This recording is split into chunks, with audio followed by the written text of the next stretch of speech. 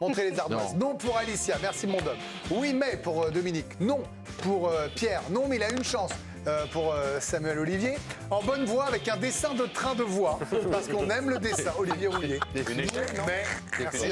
Non, Il a fait une voie à l'envers, une voie ferrée. C'est les rails, ça. Pierre, vous vouliez dire quoi sur Randall Colomani? Vous me parliez tout à l'heure pendant la pause, en me disant il y a du monde.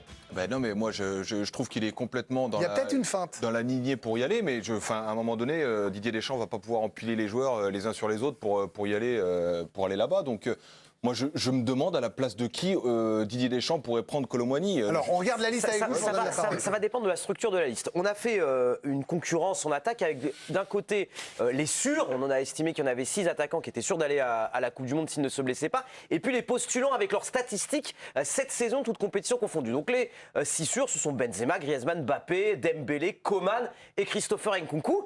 Si l'on prend un 7e ou un 8e, il y a Olivier Giroud qui fait partie des postulants, qui n'est pas sûr forcément d'y aller dans la logique de Didier Deschamps. Il y a un garçon comme Marcus Thuram qui reflambe en Allemagne. Martin Terrier peut être une surprise également. Moussa Diaby a été souvent appelé par Didier Deschamps sur la saison passée. Donc il y a du monde, en tout cas, pour postuler à disputer la Coupe du Monde. Moi, à la différence avec cette liste, moi je ne considère pas Coman comme un attaquant en fait, par rapport au fait qu'il va jouer piston.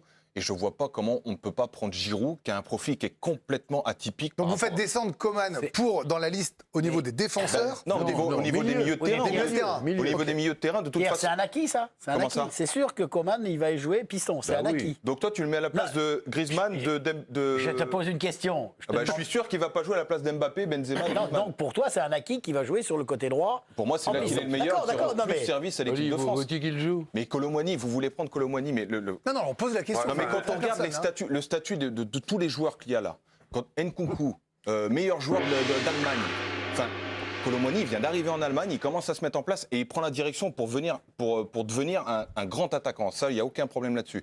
Mais là, tout de suite, je trouverais pas légitime d'enlever quelqu'un de cette liste et de mettre Giroud en plus et de mettre Ça veut dire que comme il veut pas une liste de 26, alors on n'est jamais à l'abri de ce qui peut se passer. Il veut une liste de 23, possiblement peut-être 24, on verra. Il part de trop loin. Oui, je pense qu'il est... Moi, j'aimerais qu'il soit...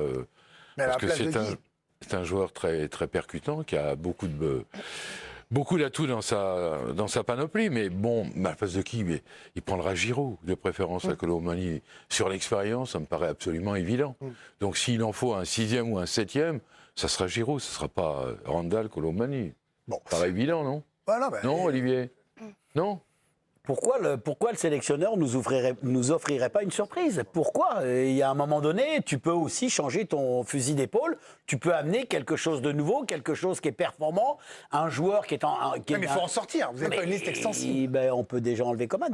Et puis après, puisque Pierre a... D'ailleurs, vous ne prenez pas Giroud, parce que... ou alors vous mettez 8 attaquants. Ou Griezmann, vous le mettez au milieu de terrain. Si met Griezmann milieu de terrain, en 5e milieu de terrain, et Coman en défenseur latéral ou milieu de terrain, vous avez la place. Après, il peut y avoir des absents. Pour l'instant, le secteur offensif, c'est l'un des rares en équipe de France qui est protégé par les blessures. Mais vu la façon dont ça se passe pour toutes les sélections, il n'est pas impossible qu'il y ait des blessés d'ici le début de la Coupe du Monde. Parle pas de malheur. Non, parlons pas de malheur, c'est vrai. Mais ça dépendra évidemment de la structure. Après, 2 avantages quand même pour Colomani, ce sont ses performances en Ligue des Champions. Quand je pense par exemple à un Martin Terrier, ça c'est un avantage non négligeable pour Deschamps, l'expérience de la Ligue des Champions. Et la deuxième chose, c'est qu'il est déjà venu dans le groupe France. Il a peu joué, ok, mais il a fait un rassemblement. Deschamps sait comment il se comporte dans le cadre d'un rassemblement. Et ça compte pour lui. Donc ça fait quelques petits avantages quand même. Et un dernier petit avantage, c'est que contrairement aux autres qui sont vraiment des buteurs, lui, il fait marquer. Il est l'un des meilleurs passeurs décisifs en Europe. On vous a fait le classement 3e meilleur passeur décisif, toute compétition confondue en Europe, avec Neymar. Vous le voyez, donc il fait partie des meilleurs passeurs décisifs actuellement. Alors vous en pensez quoi? On vous a posé la question à vous aussi. Colomani, est-ce qu'il a gagné sa place au mondial? Alors c'est plutôt un non, pour une large majorité, 62%. Pour Rudy, il part de beaucoup trop loin par rapport à d'autres attaquants comme Coman, même s'il y a eu ce petit débat sur le poste de Coman, Dembélé et nos 2 stars, à savoir Karim Benzema et Kylian Mbappé. En revanche, pour Johan, première saison en Bundesliga, meilleur passeur du championnat, marque 2 buts en Ligue des Champions qui font remporter 6 points, son équipe, et surtout, il qualifie Francfort en 8e. Donc pour lui, surtout avec une liste élargie, il a tout à fait sa place, Randall Colomani. Mais on a du mal quand même à croire une liste élargie. Cela dit, ce qui était vrai la veille ne sera plus vrai possiblement le lendemain.